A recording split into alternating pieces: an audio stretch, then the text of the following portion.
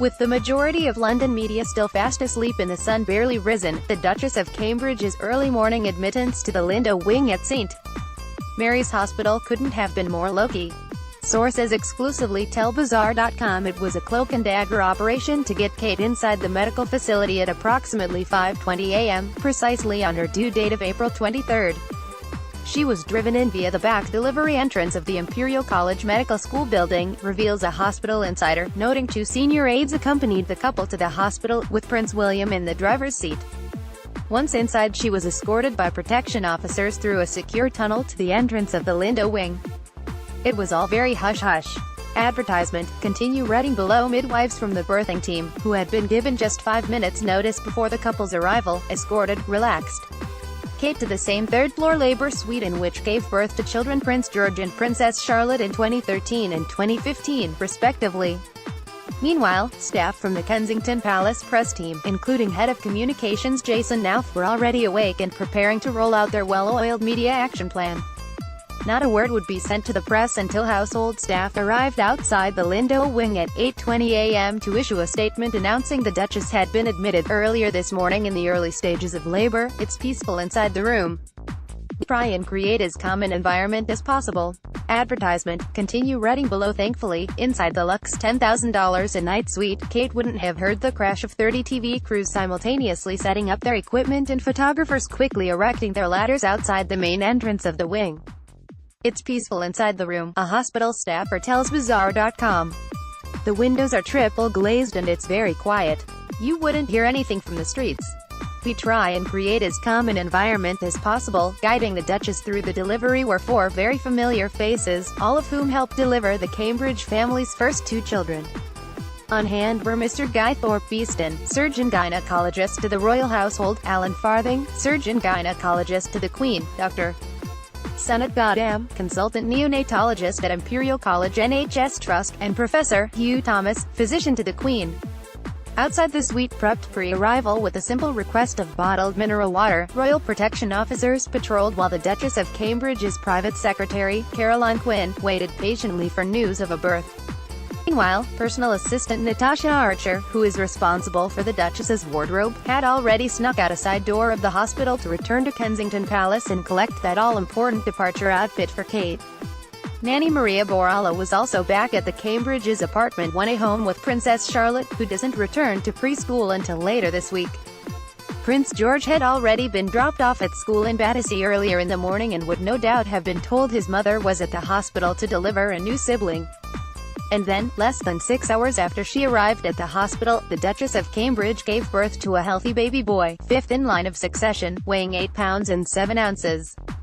It was a smooth delivery for the Duchess, who gave birth to Princess Charlotte just 2.5 hours after arriving at the hospital in 2015. Advertisement. Continue reading below. Advertisement. Continue reading below. Her Royal Highness the Duchess of Cambridge was safely delivered of a son at 1,101 hours. The baby weighs 8 pounds 7 ounces. The Duke of Cambridge was present for the birth. Her Royal Highness and her child are both doing well. Kensington Palace, at Kensington Royal, April 23, 2018. Kensington Palace held the big announcement back until 1:02 p.m. to give Prince William time to personally call the Queen and Prince Philip, Prince Charles and Duchess Camilla, and Prince Harry and Meghan Markle with the happy news. An aide tells Bazaar, with all members of the royal family notified, the Kensington Palace press team were given the nod to put out a statement announcing the arrival of the couple's son, confirming that, Her Royal Highness and her child and both doing well. Advertisement. Continue reading below. And it wouldn't have been a family celebration without George and Charlotte visiting. Ducking out of the hospital at 4:42 p.m., William left Kate in the capable hands of the Lindo Wing midwives as he drove off to Kensington Palace to pick up the children. Perhaps a quick word for the press? Back in a minute, the Duke promised, before putting on his driving glasses and zipping down the road with police escorts. Just 30 minutes later he returned with his children in tow, both excited to meet their new sibling. Charlotte waved to the cameras before entering the doors of the hospital with her father, George a little more subdued with his head down. Charlotte sported a light blue Little Alice London dress and a navy cardigan, which matched her brother's school uniform nicely. Getty Images advertisement. Continue reading below. Advertisement. Continue reading below. On the other side of the Lindo Wing, Nanny Maria quietly entered via a different door, on standby to take the children home. 25 minutes later, a source confirms to Bazaar, following the children's departure, it was glam at the ready. Archer brought in a red Jenny Packham dress, the color a nod to today's holiday of St. George's Day, perhaps, new Gian Vito Rossi heels, and a pair of earrings on loan from the Queen for the Duchess's photo op. The 30-year-old palace assistant had helped coordinate the look with Kate long before her April 23 due date. These things are prepped long in advance, a source tells Bazaar.com, who notes that mother of three would have wanted to be comfortable, above anything else. The Duchess of Cambridge also wore Jenny Packham to mark the births of her elder children.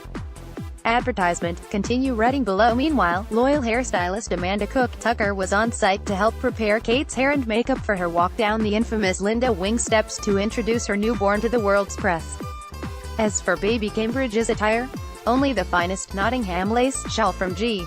Prince William wore the same Nottingham-based designer following his 1982 birth, and both George and Charlotte wore similar shawls from the company for their hospital debuts. It took just 45 minutes before the Duchess was ready to introduce the couple's beautiful baby son to the world. A quick heads up to the media outside, and moments later the famous doors of the Lindo Wing opened and the world was given its first look at the new prince.